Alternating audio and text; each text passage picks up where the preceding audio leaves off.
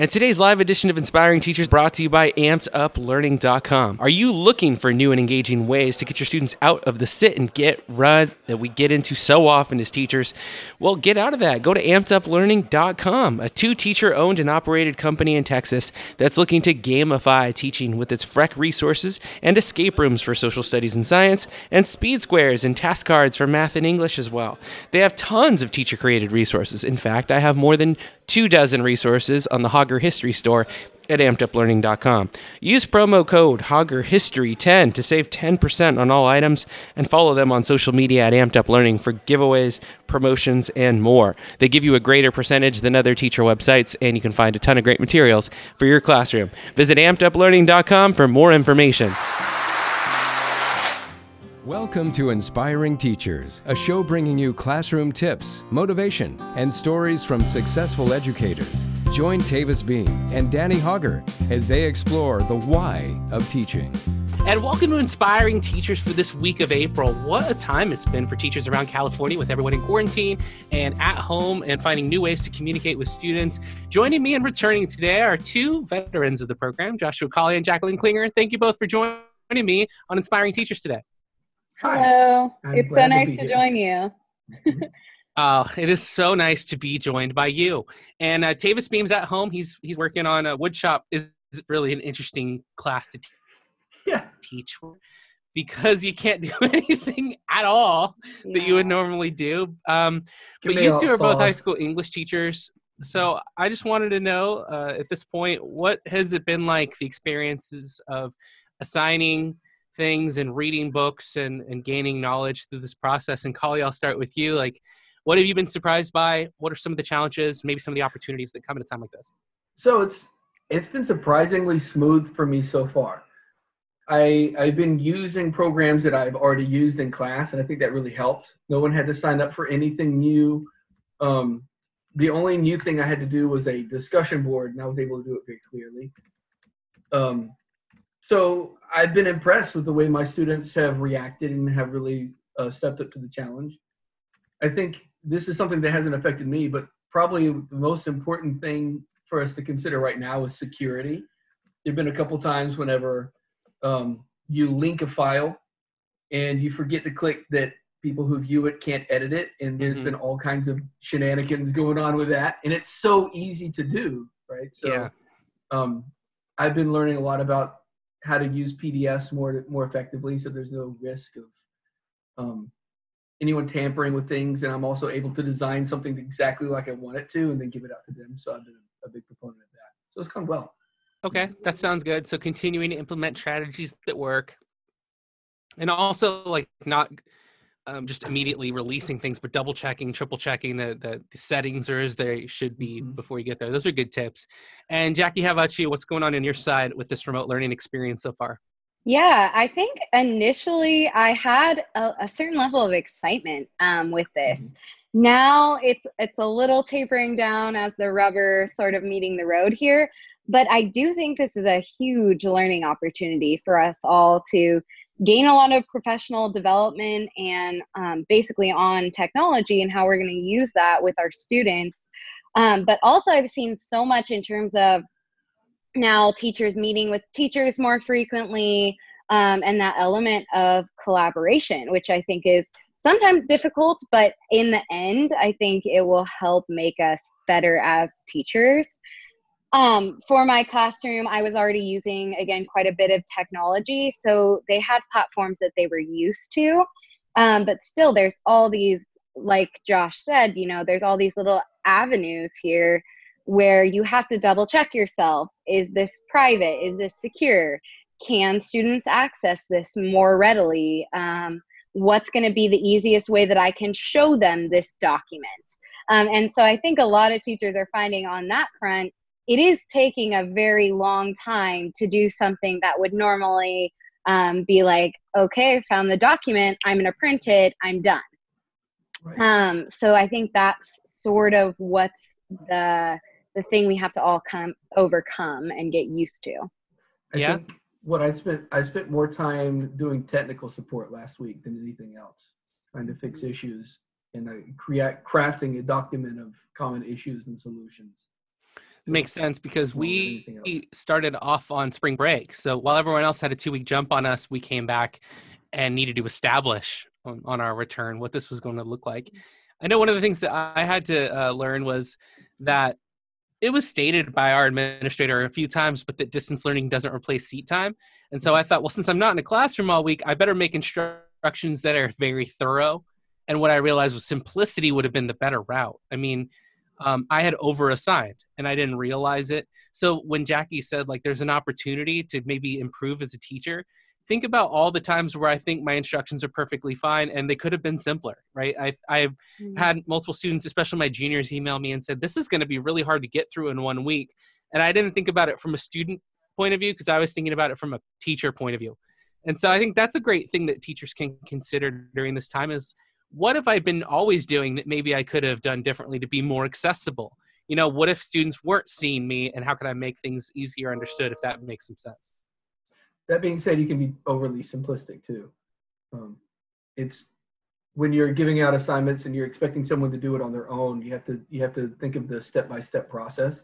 And you have to give them enough. You can't give them so much information, like you were saying, that they get overwhelmed, but you have to give them enough information that they know what to do and what order. So I ended up doing kind of what you're saying. I left all the instructions, but then at the end, I had a few people email me saying they were confused.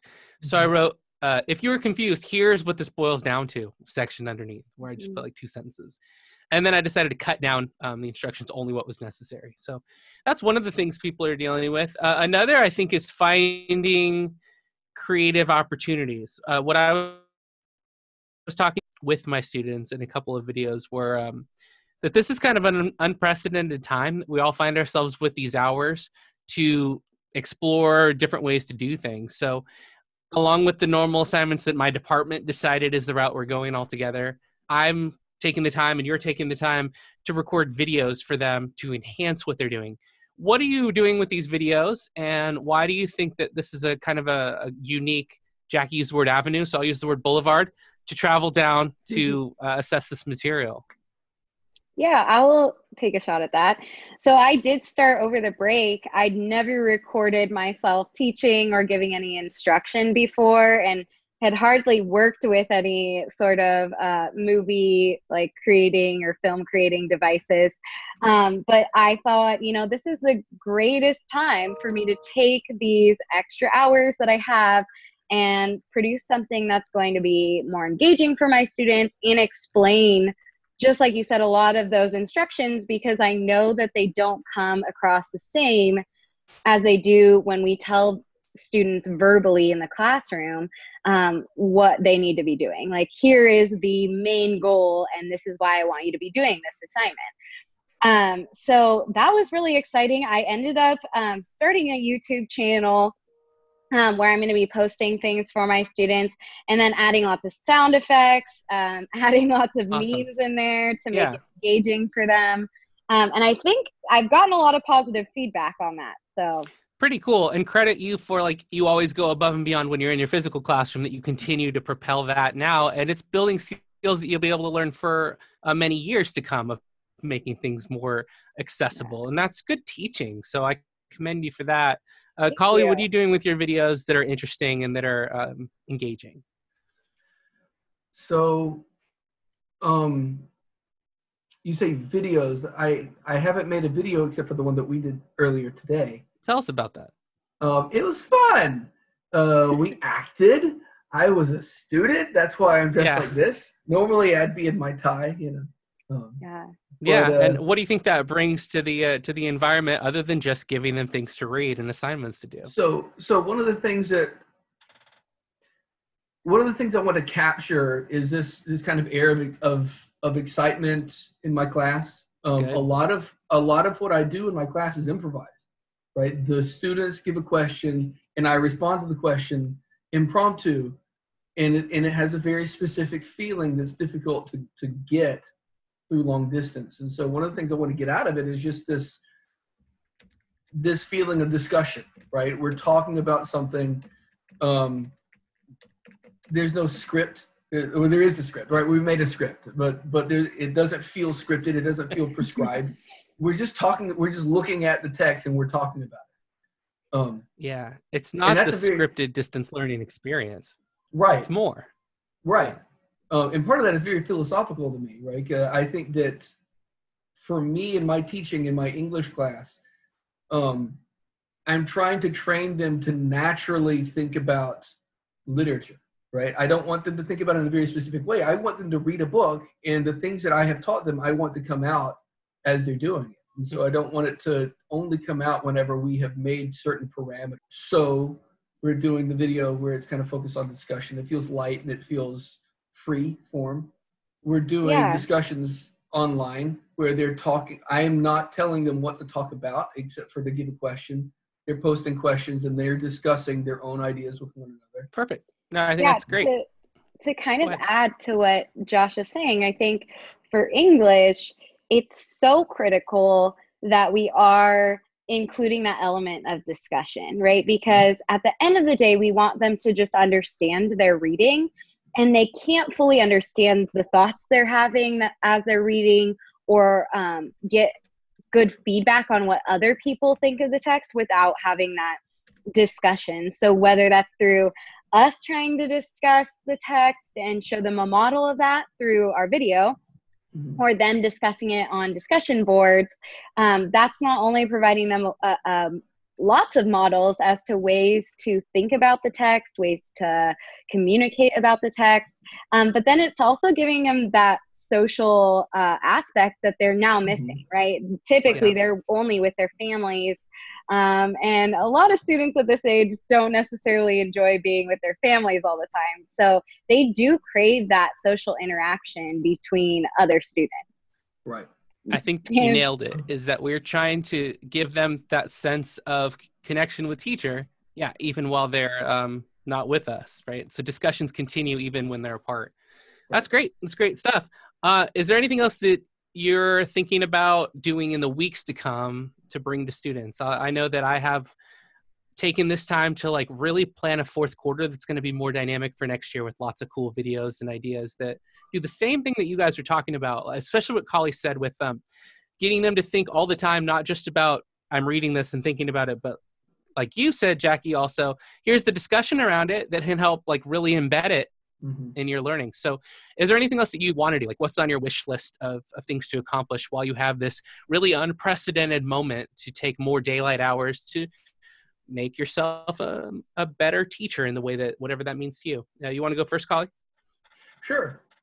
I kind of mentioned it before, but I like the idea of having work that can be completed digitally, even whenever I'm teaching from the classroom. And just as an option for people. So kind of learning how to create fillable interactive PDFs is I think a good use of my time. Also, I've always wanted to do the discussion boards, but I've never done it before. So this is a time for me to kind of force myself to learn how to use it. So I think that when I go back, I'm gonna use that even throughout the year, even whenever I don't have to, because I think it's a good way. I mean, for one, in my class, people are forced to speak, right? Like I require them to speak, but I know that that's not comfortable for some people. And I know that there are some people, even whenever I ask them to speak, they're not gonna be able to really get all of their thoughts out because they're introverted, they're quiet, or they just don't, they feel on the spot. So I think that having something online gives them, what's the word other than avenue and boulevard? A route for their ideas to come out in a more thoughtful way than they'd be able to do in class. Yeah, and I like that you went with route and not cul-de-sac, because it's not something that stops at the end. It is a continuous process. Yeah, and for anyone who wants to hear more about Cauley and the way he organizes his class volunteering, look at episode 2 of Inspiring Teachers. We'll put a link in the description below to that. And Miss Klinger, what are some other things on your wish list during this time? Yeah, so I've been working now a lot with Google Forms as a way to get students to answer questions and do assignments. And previous to this, I wasn't doing too many assignments in class where they were answering questions about the text necessarily. They were doing more of the discussions instead of just like simple answers on their own. But I really like how that gives me, and the Google Forms as I'm playing with it, immediate data about what the students, do they know it, do they not know it? And it just gives a really nice graph, and I can see, oh, they really didn't get this question.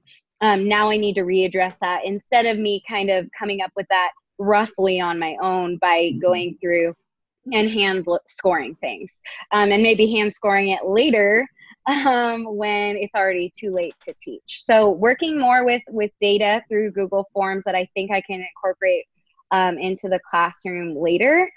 And then also I've been starting to compare the text, which is The Great Gatsby, that we're reading to the movies. And I think that's something I could incorporate more in class. Previously, I thought it would be like helping them too much or giving them too much information, but I think there's some real value in comparing the way the director captures the text to the way that it's written in the novel. So I think using videos a little bit more would be awesome too. That is actually, one of the English standards, saying that, saying to kind of explore how one story, one plot line, something like that, is explored through different media. So it would even, I wish that we had more time to do it, but it would be really neat comparing different directors' interpretations of things. Comparing the 2013 version of Gatsby to the one from 1970s. Yeah. There's so many different variations of that story, and it's interesting to see how different people have different ideas of how it should look. And just like that, we're discussing different variations on how teaching can look in and out of the classroom. We're thinking outside of the box because we're forced out of our portables. This is great, guys. Thank you for such clear ideas. If you want to see Jacquie Klinger's episode and Cauley's, you'll see them in the description, as well as my opportunity. My wish list is to do more flipped classrooms. I've never done it. Why not record them now? Do the PowerPoint and narrate them while we're here. I'm going to do more of that this week. Until next time, this is Danny Hogger, and for Tavis Beam, we thank Amped Up Learning for the continued support of the show. Thank you, Mr. Cauley. Ms. Klinger, thanks for being with us. Thank you. And class dismissed. We will see you next time on Inspiring Teachers. Thanks, subscribe, and we'll see you next time. Cut. Print. Golden. Thanks, guys. Great. That was awesome. It is done. Cauley's